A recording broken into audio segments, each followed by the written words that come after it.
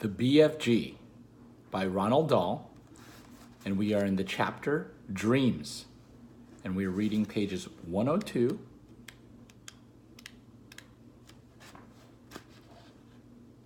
to 114.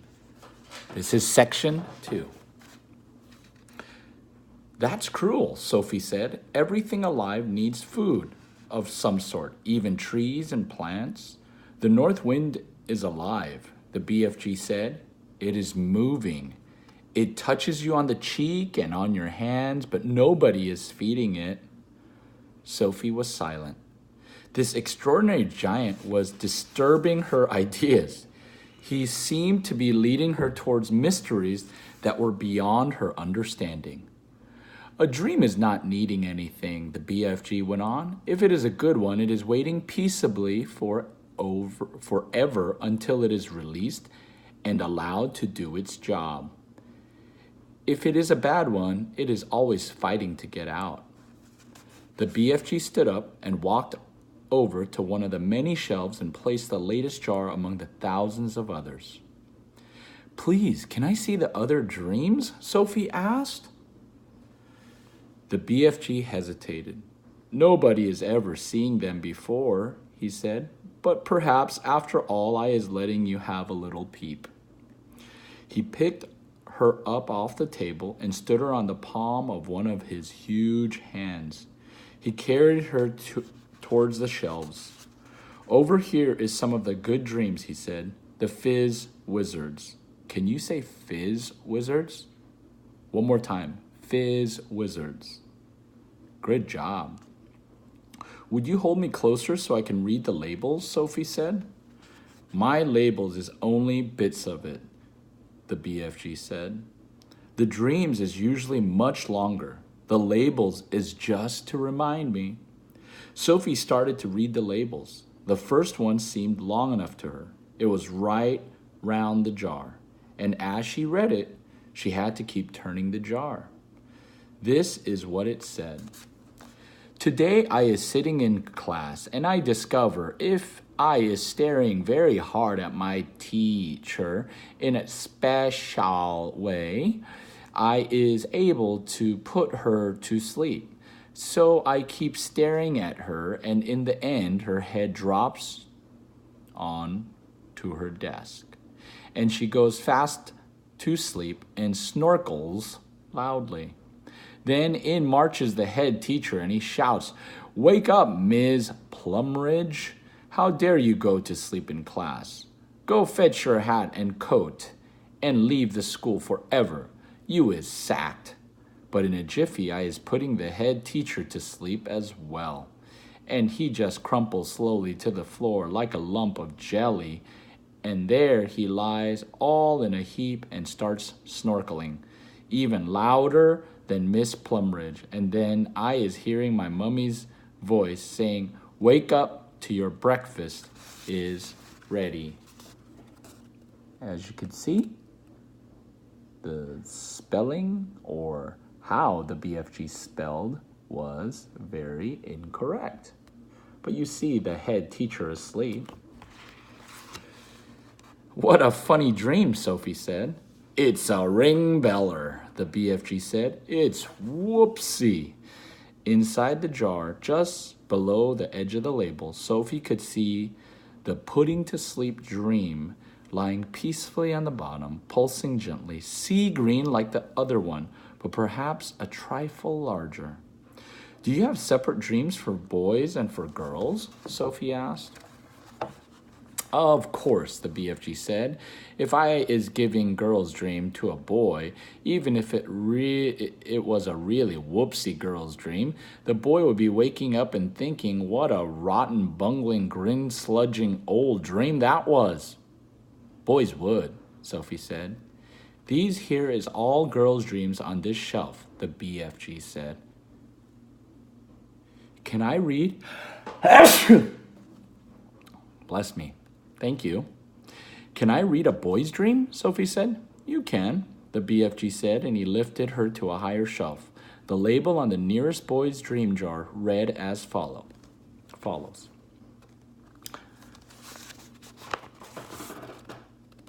The boy is upside down?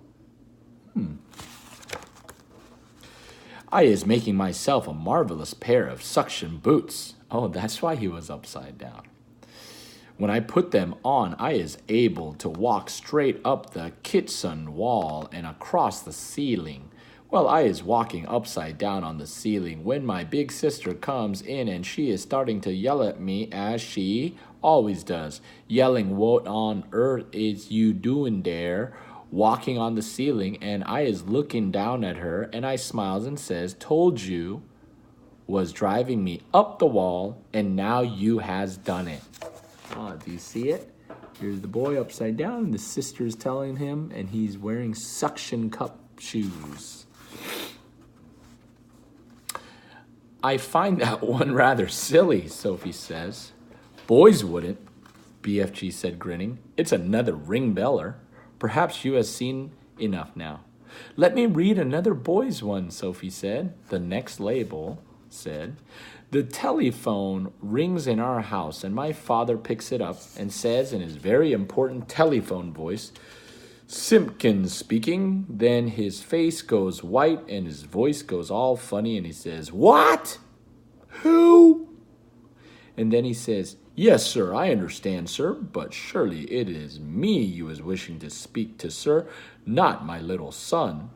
My father's face is going from white to dark purple, and he is gulping like he has a lobster stuck in his throat. Then at last he is saying, Yes, sir, very well, sir, I will get him, sir. And he turns to me and he says in a rather respectful voice, Is you knowing the President of United States? And I say, No, but I expect is hearing about me. Then I is having a long talk on the phone and saying things like, Let me take care of it, Mr. President. You'll little bungle it all up if you do it your way. And my father's eye is googling right out of his head, and that is when I is hearing my father's real voice saying, Get up, you lazy slob, or you'll be late for school. You see, the dad and the son pretending he got a phone call from the president, but it was just a dream. Boys are crazy. Suji, yes, I know you're thinking that too, but Joshua, Joseph, Jesse are all your brothers. Sophie said, Let me read this next one. Sophie started reading the next label. I is having a bath, and I is discovering that if I press quite hard in my tummy button, a funny feeling comes over me, and suddenly my legs is not there, nor is my arms. In fact, has become absolutely invisible all over. I is still there, but no one can see me, not even myself. So my mummy comes in and says, Where is that child? He was in the bath a minute ago, and he can't possibly have washed himself properly. So I say, Here I is, and she says, Where? And I says, Here. And she says, Where? And I say, Here. And she says, Henry, come up quick. And when my daddy rushes in, I is washing myself, and my daddy sees the soap floating around in the air, but of course, he is not seeing me, and he shouts, Where are you, boy? And I says, Here. And he says, Where? And I says, Here. And he says, Where? And I says, Here. And he says, The soap, boy. The soap is flying in the air. Then I press my tummy button again, and now I is visible. My daddy is squiffy with excitement. He says, You is the invisible boy. Would you like to be invisible, boys and girls? I don't know. I'd rather be seen, because then I can see all my beautiful children's faces and they could see mine and mommy's. where was I? And says, now is going to have some fun. So when I is out of the bath and I have dried myself, I put on my dressy gown and slippers and I press my tummy button again and I become invisible and I go down into the town and walk in the streets and of course only me is invisible, but not the things I is wearing. So when people is seeing a dressing gowns and slippers floating along the street with nobody in it, there's a panic, everybody yelling, ghost. Everyone turn to your neighbor and say, ghost. A ghost. And people is screaming left and right. Big, strong policemen is running for their lives. And best of all, I see Mr. Grummet, my algebra teacher. Ooh, see? Mr. Grummet. And oh, it's a floating dressing gown. Mr. Grummet teacher, the algebra teacher, coming out of a pub, and I float up to him and say, boo! And he lets out a frightsome howl and dashes back into the pub, and then I is waking up and feeling as happy as a wiffle skiddler.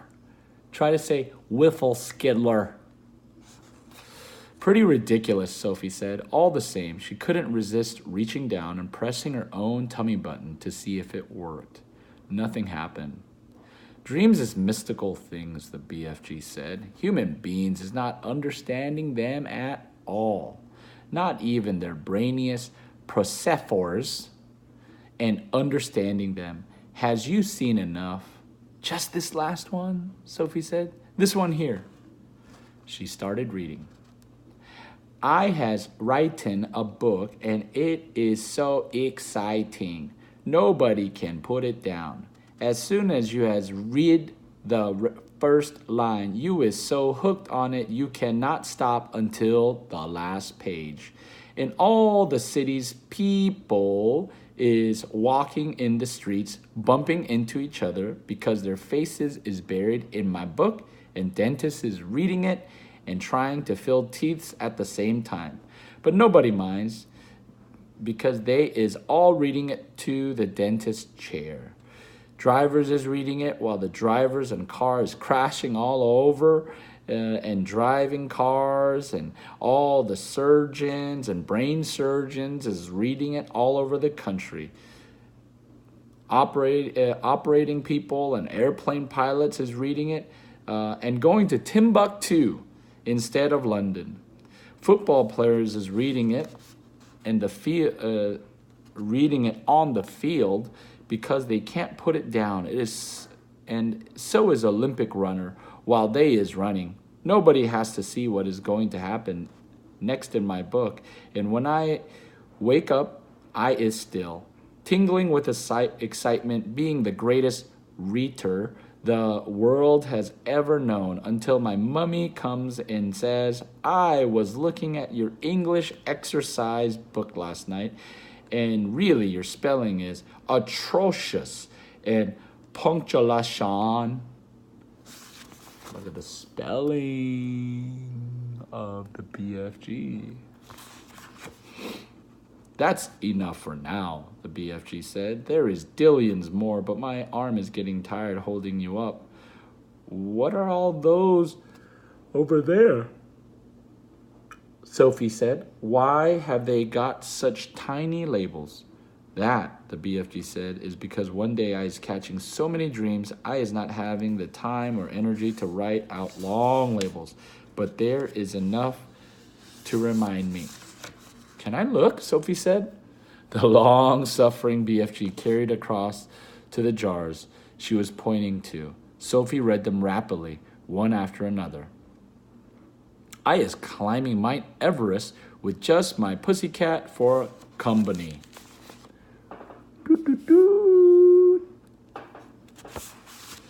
I is inventing a car that runs on toothpaste. Whoa. Yay. I is able to make the electric lights go on and off by just wishing it. Turn off. I guess it didn't work for me. I is only an 8-year-old boy, but I is growing a splendid bushy beard and all other boys is jealous.